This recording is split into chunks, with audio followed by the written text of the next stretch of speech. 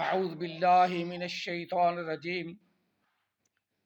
بسم اللہ الرحمن الرحیم وَإِذْ قَالَ رَبُّكَ لِلْمَلَائِكَةِ إِنِّي جَاعِلٌ فِي الْأَرْضِ خَلِيفَةً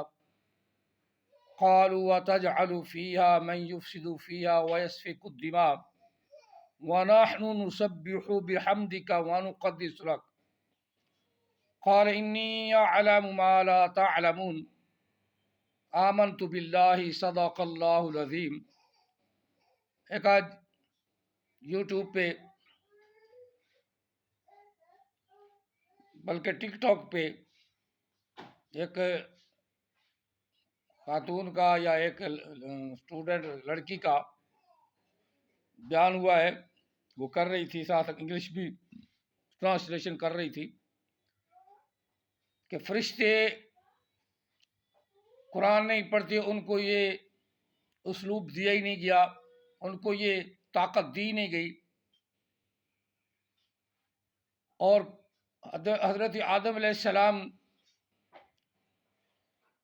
کی پیدائش سے پہلے بھی قرآن وہ پڑھتے تھے، اور جب اللہ تعالیٰ نے ان کو پیدا فرمانا چاہا، ان کی روح کو پھونکنا چاہا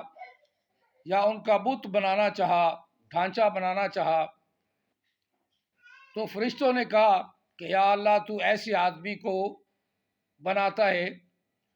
جو زمین میں فساد کرے گا، خون ریزی کرے گا۔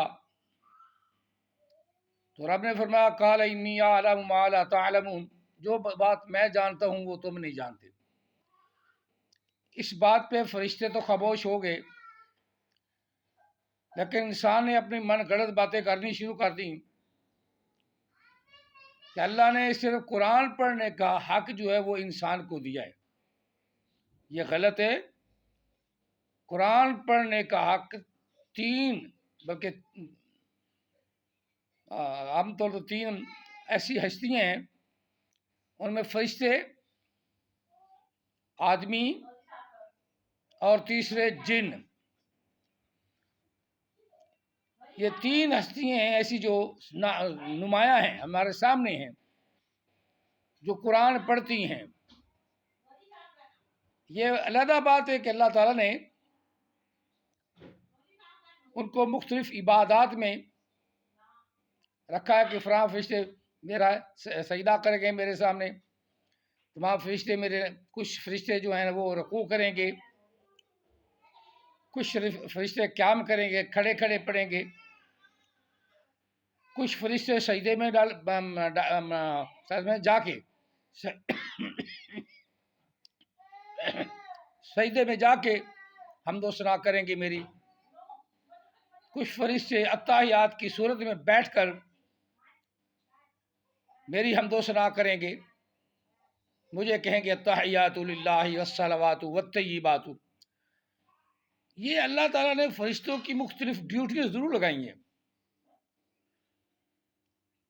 اور جب ان کی ڈیوٹی کا وقت یا ٹائم ہو جاتا ہے، اس کے بعد ان کو قرآن پاک پڑھنے کی اللہ تعالیٰ نے خود تلقین فرمائی ہے۔ جس طرح جبریل امین، وہ تو مان کی جبریل امین پڑھتے ہیں، باقی فرشتے بھی پڑھتے ہیں، سارے فرشتے پڑھ سکتے ہیں، لیکن اللہ تعالیٰ وحدہ لا شریک نے ان کی ڈیوٹی لگا رکھی ہیں۔ نہ تو اللہ نے آج کل اس بات کی کبھی بات کی ہے کہ فرشتے قرآن نہیں پڑھتے، یہ نہیں ہے، نہیں عورت آئی ہے تو فرشتے قرآن نہیں پڑھتے، بالکل غلط کہہ رہی ہے۔ فرشتے جبریل امین کی پوری جماعت، پوری ٹولی، جتنے بھی فرشتے ہیں 70,000 یا اس سے بھی کم و بیش زیادہ ہیں، وہ سارے قرآن پڑھتے ہیں۔ قرآن پاک میں بھی رہے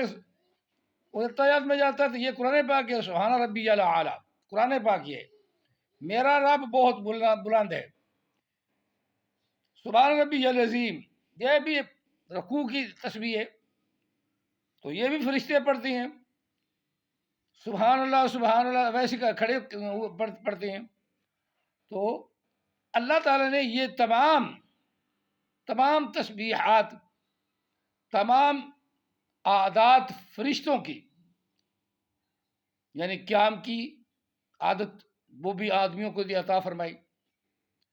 یعنی رکوع کی عادت، رکوع میں اپنا فرشتے جو ہیں رکوع میں ہیں، وہ رکوع بھی اللہ نے ہمیں عطا فرمایا۔ اسی طرح کچھ فرشتے سجدے میں ہیں،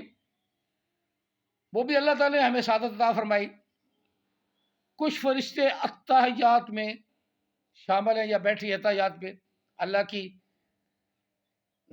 التحیات للہ والصلوات والطیبات، اللہ کی حمد بیان کر رہے ہیں، تو اللہ تعالیٰ نے وہ ہمیں عطا فرمائی۔ اب چاروں خصلتیں اللہ تعالیٰ نے قرآن پاک میں بیان فرمائی ہیں کہ بندے بھی، کچھ بندے نیک بندے ہیں،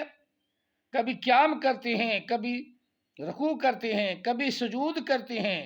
کبھی میری بارگاہ میں تشہد اتحیات میں بیٹھ کے میری حمد و ثنا کرتے ہیں۔ تو یہ ساری فرشتوں کی جو قرآن میں عادات موجود ہیں، اللہ تعالیٰ کے فرشتے یہی تو پڑھتے ہیں، تو پتہ چلا کہ قرآن پاک فرشتے بھی پڑھتے ہیں، جن بھی پڑھتے ہیں اور انسان بھی پڑھتے ہیں۔ اللہ تعالیٰ ہمیں صحیح علم عطا فرمائے۔ فرشتوں کا قرآن پاک پڑھنا تو بلا کیا نا